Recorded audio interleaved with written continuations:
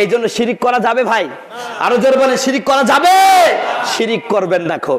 আমার বন্ধুগণ, আমার ভাইরা, আসুন এবার আমরা আমাদের মূল বিষয় আলোচনা করি। আমি আপনাদের সামনে পবিত্র কোরআনুল কারীম থেকে 3খান আয়াত তেলাওয়াত করেছি। 1 নম্বর আয়াত, আল্লাহ রব্বুল আলামিনের সবচেয়ে প্রিয় বান্দা হযরতে লোকমান হাকিম তার সন্তানকে ওয়াজ করছে, ইয়া বুনাইয়া লা তুশরিক বিল্লাহ, ও আমার সন্তান, খবরদার, তোর জীবন তোকে যদি কেটেও ফেলা হয়, পুড়িয়ে ফেলা হয়, মৃত্যুদণ্ড দেওয়া হয়, খবরদার আল্লাহর সাথে শরীক করিস না। কি করো না? শরীক করো না। আল্লাহর সাথে কাউকে শিরিক করো না, এইটা করো না। ইন্না শিরকা লা যুলমুন আযীম, এই পৃথিবীতে যত গুনাহ আছে, যত অন্যায় আছে, সবচেয়ে বড় অন্যায় হলো আল্লাহর সাথে শিরিক করা। কথা বলো ঠিক কিনা? এই ওয়াজটা করলেন তার সন্তানকে, বিনিময়ে আল্লাহ পাক বললেন, লোকমান হাকিম, তোর এই কথাটা আমার এত মজা লাগছে, আমি তোর এই কথাটাই আমি আমার কোরআন শরীফের মধ্যে আয়াত আকারে লিখে দিলাম। বলেন সুবহানাল্লাহ। 1 নম্বর কথা হলো আমার আলোচ্য বিষয়, 3টা বিষয়, 3টা আয়াত তেলাওয়াত করেছি। 1 নম্বর, শিরিক করা যাবে? শিরিক করা, শিরিক করা, শিরিক জীবনে করবেন না ভাই। এই শিরিক করলে আপনি যত আমলই করেন না কেন, সব আমল বরবাদ হয়ে যাবে। শিরিক কি জিনিস? শিরিক হলো এই জিনিস, আপনি নামাজ পড়েছেন খুব, কত নামাজ পড়ে আল্লাহর কাছে দোয়া করেন, আল্লাহ আমার একটা সন্তান দাও, একটা সন্তান দাও, সন্তান হয় না, দূর, আর নামাজটা আমার দরকার নাই। এবার পাগলা বাবার মাজারে গিয়ে এক মান্নাত করে দিলেন, খাসি একখান দিয়ে দেবো বাবা, একখান সন্তান দিয়ে দে। কথা বুঝতে পারছেন? এটা কি শিরিক না? এটা কি শিরিক না? আচ্ছা বলেন, পাগলা বাবা কি সন্তান দিতে পারে? আপনি জানেন ওই পাগলা বাবার সন্তান হয় না? কথা বলছে না কেন? কত পাগলা বাবা আছে তার সন্তান? আজকে টাটকা খবর শুনেন, আজকে সকালবেলায় দেখলাম, এই যে আমার বন্ধুগণ, বাংলাদেশের এক জায়গায় একটা বট গাছ, ওই বট গাছটা সুন্দর করে পাকা করা করে কাবা শরীফের মতন বানাইছে। এক লোক মান্নত মানছে, ও বাবা বট গাছ তুমি, ও বাবা বট গাছ, মানে বট গাছ ও বাবা, বুঝছেন? ও বাবা বট গাছ, তুমি যদি আমার একটা সন্তান দাও, তাহলে আমি তোমাকে 7টা তপ করব, আর এই এলাকায় একটা গরু গাড়ি খাওয়াবো। কথা বুঝছেন? আমার বন্ধুগণ, আমার ভাইয়েরা, আমার প্রোফাইলে শেয়ার করা আছে, আপনারা দেখে নেবেন।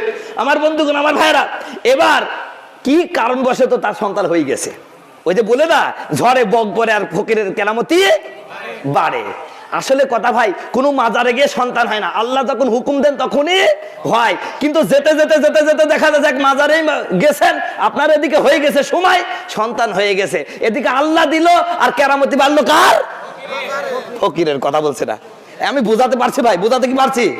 আমার বন্ধুগণ, আমার ভাইরা, এবার করতেছে কি, সন্তান হয়েছে, ওই সন্তান নিয়ে বউ ছেলে মেয়ে সাউরি টাউরি ড্যান্স দিচ্ছে আর এই তপ করতেছে। বলেন তো, এই লোকটা যদি তাহাজ্জুদ পড়ে, ওর ঈমান আছে? আরো জোরে বলেন, ঈমান আছে? কারণ সে আল্লাহর সাথে শরীক করলো বট গাছটা। কথা বলুন ঠিক কিনা?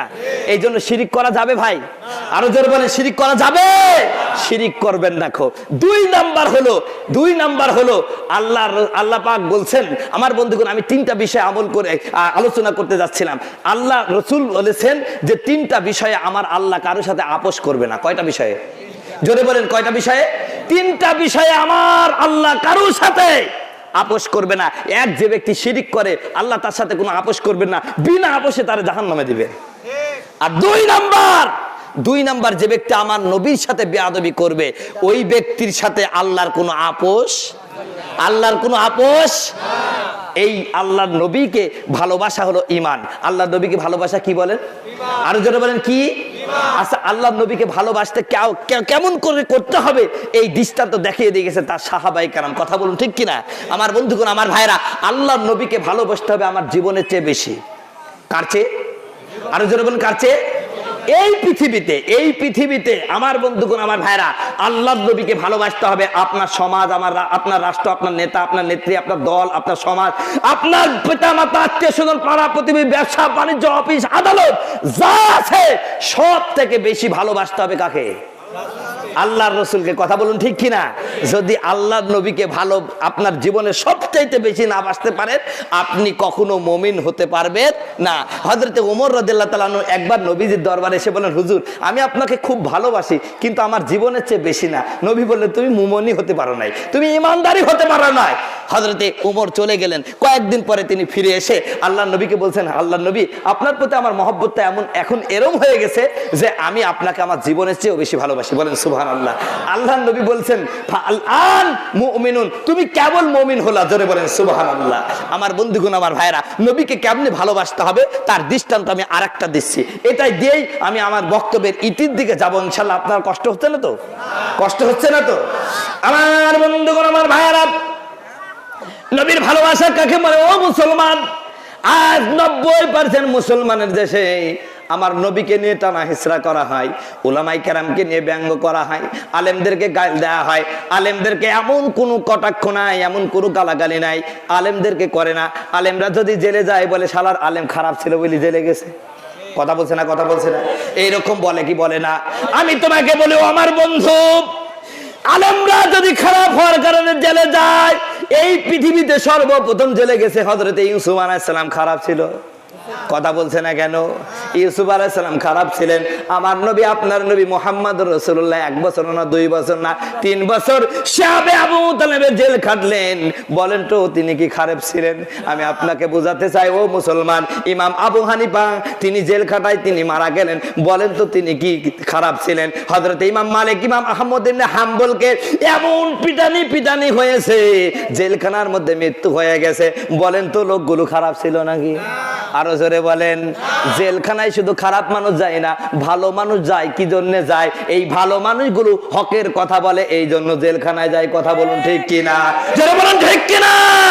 আমার বন্ধুগণ, আমার ভাইয়েরা, এরপরও যারা বলবে আলেমরা খারাপ, আলেমরা জঙ্গি, আলেমরা মৌলবাদী, আলেমরা ধর্মান্ধর, আলেমরা সাম্প্রদায়িক দাঙ্গা সৃষ্টি করে, এদের মতন কেউ খারাপ নাই, বুঝতে হবে জন্মে সমস্যা। কথা বলুন, কথা বলেন, কথা বলেন। কারণ আলেমদের সাথে বিদ্বেষ করা মানে তুমি রসুলের সাথে বিদ্বেষ করছো। কারণ আলেমরা হলো নবীদের, আলেমরা নবীদের, এই জন্য আলেমদের সাথে বিয়াদবি করবেন না। করা যাবে? আমার বন্ধুগণ, আমার ভাইয়েরা, বরং আলেমদের মহব্বত করবেন। লেখা আছে কিতাবের মধ্যে, কোন ব্যক্তি যদি আলেমকে মহব্বত করে সে কেমন যেন নবীকে মহব্বত করলো।